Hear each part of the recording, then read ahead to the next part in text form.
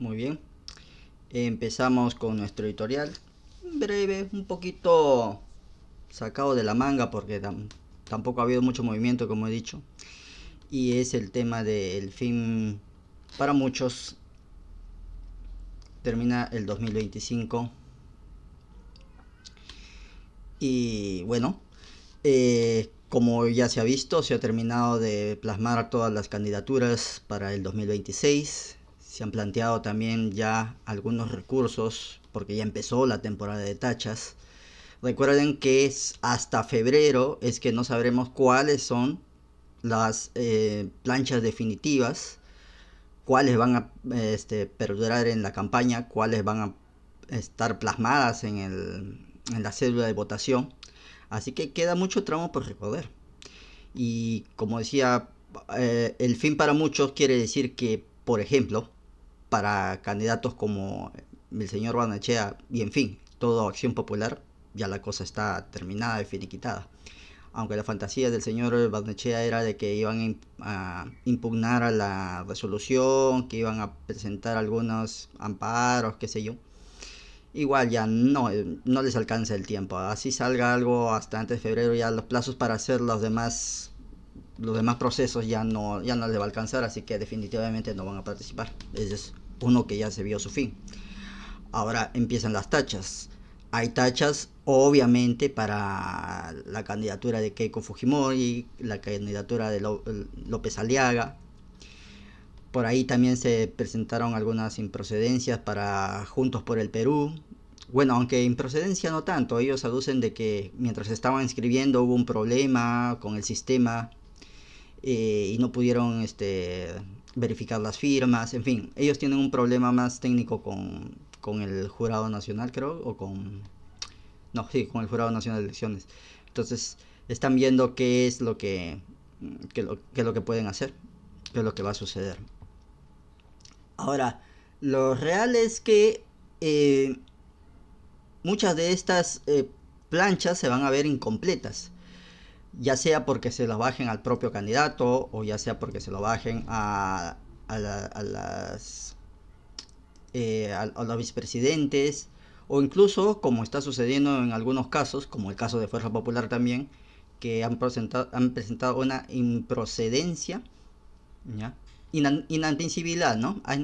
Inadmisibilidad para la plancha de diputados, para el planillón de diputados. Entonces ahí hay cosas por sanear, ¿no? Tal vez puedan pasar, tal vez no. Jaico, ¿no? Otro candidato del Perú Moderno ha presentado una tacha para senadores, ¿no? Evidentemente por algún lugar quieren bajarse las candidaturas de algunos candidatos al Senado, o todo el Senado, o todos los diputados, y esto va a continuar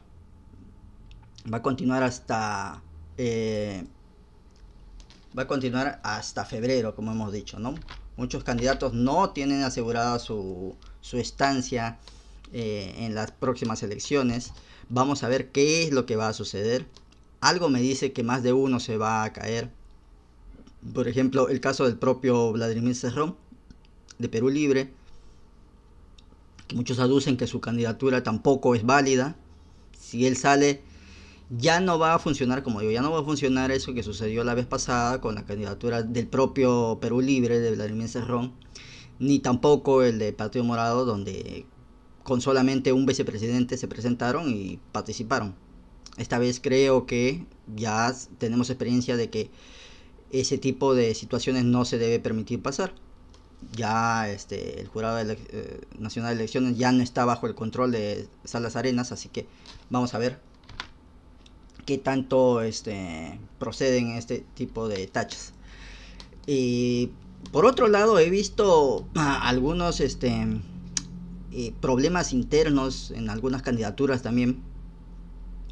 Ya hemos visto cómo han atacado los propios partidarios de López Aliaga en contra de la vicepresidenta presentada por él, ¿no? A Norma Yarro, aduciendo de que tiene una suerte de activismo pro agenda del arco iris. Así que de ahí, de su propio interior, han venido los ataques para que, no sé, quisieran qué cosa, que saquen a la señora Yarro para que se caiga la propia candidatura de López Aliaga.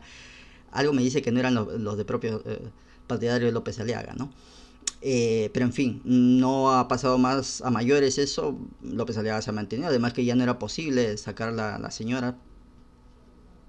Igual, otro suceso que ha tenido esta semana ha sido la de, eh, eh, ¿cómo se llama? El señor Carlos Spa, que según los propios partidarios o disque partidarios del señor Spa, por haber puesto al almirante Montoya dentro de las listas, eh, ya dice que van a dejar de apoyarlo al señor Spa, lo cual me parece un poco exagerado, por decirlo menos, por no decir que esta campaña no viene de los propios partidarios de Carlos Spa, porque dicen, ya no voy a votar por Carlos Spa, pero ahora voy a votar por López Chau. Quiere decir que de un primer plano siempre tuvieron como opción a López Chau, el amigo de Polay, ¿en serio?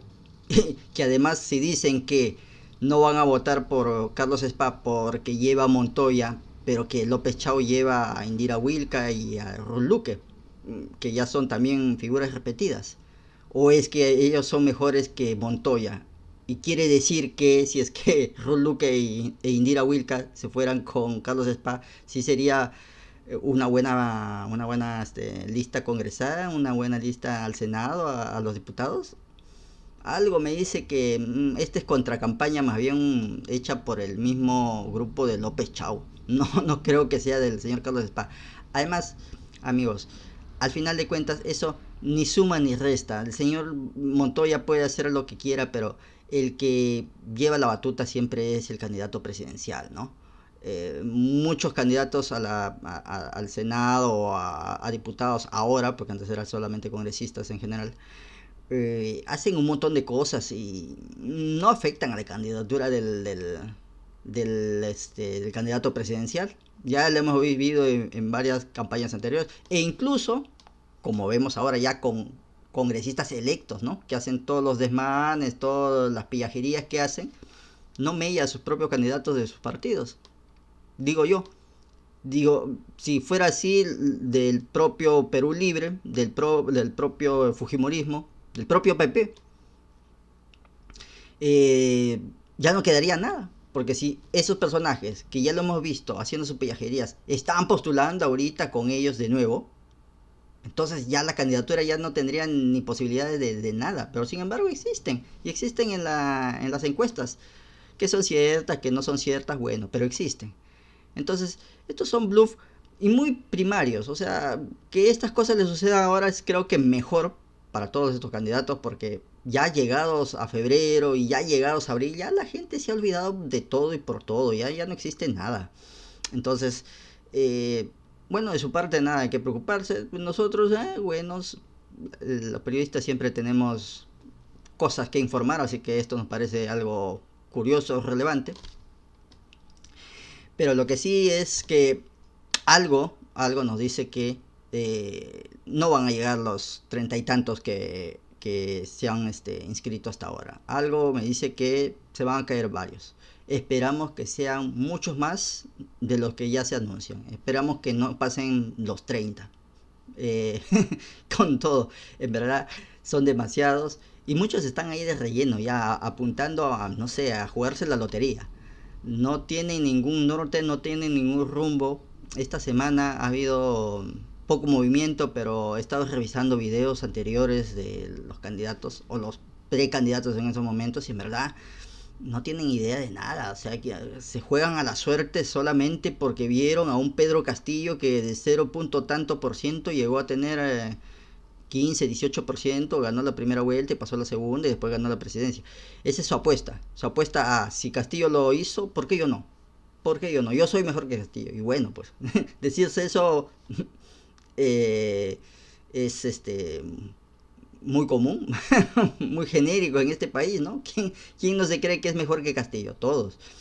Entonces, pero no, hacer una apuesta no debería ser el norte para seguir, y yo creo que ninguno de los candidatos que hagan ese tipo de apuesta a ver qué hago, a ver qué me gano esta vez, no deberían ser apoyados por la población. Lamentablemente no es así. La población se deja engañar, la población quiere show, como se dice, la población quiere circo, pan y circo, y bueno, votarán al candidato que le parezca más simpático.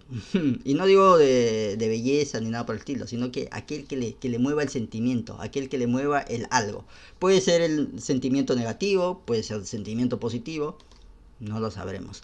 Hay tanto de dónde elegir ahorita que todavía son instancias muy, muy, muy primigenias como para saber quién o quiénes van a poder llegar a los finales de la contienda, que de seguro va a ser una segunda vuelta. No creo que nadie llegue en primera vuelta. Los partidarios del señor López Aliaga dicen, no, o sea, si López Aliaga empezó con 20, ahorita está en 22 y ya hay una encuesta que dice que lo pone en 40, ¿no? ¿De dónde se sacan esas cosas? Y si le sumamos 40 ¿no? de uno en uno de acá hasta abril, ya bueno, ya llegó a 52, 56, tal vez 60%, ¿no? Ojo, hemos visto ya hace un par de semanas lo que vimos en encuestitis aguda. No, la semana pasada fue encuestitis aguda.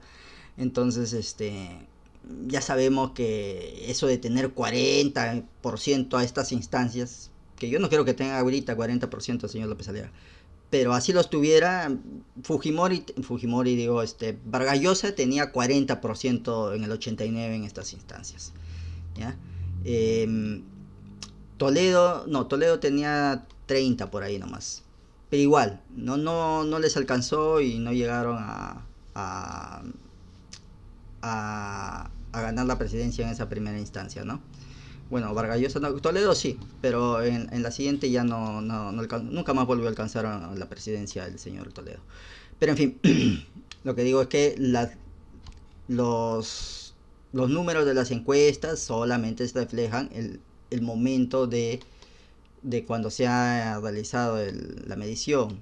Si, por ejemplo, hoy día se hicieran las elecciones y dicen que cierto candidato tiene más de 40 o 50%, entonces podría ser que gane. Pero las elecciones no son ahora, son dentro de 4 meses más o menos. Entonces hay que tomarlo con cuidado. Lo que sí pedimos es que las elecciones sean con menos candidatos, que sean limpias y que todo el proceso sea llevado en paz, ¿no? Ahora que estamos viviendo tiempos un poquito violentos, esperamos de que no haya sucesos que sean fatales, ¿no? Bueno, esto es lo que pedimos para finalizar este año. Bueno, en primera instancia habíamos tenido la idea de hacer una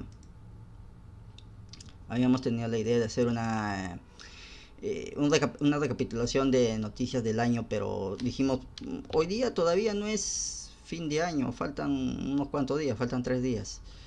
Entonces, creo que lo dejamos más bien para la siguiente semana, ¿no?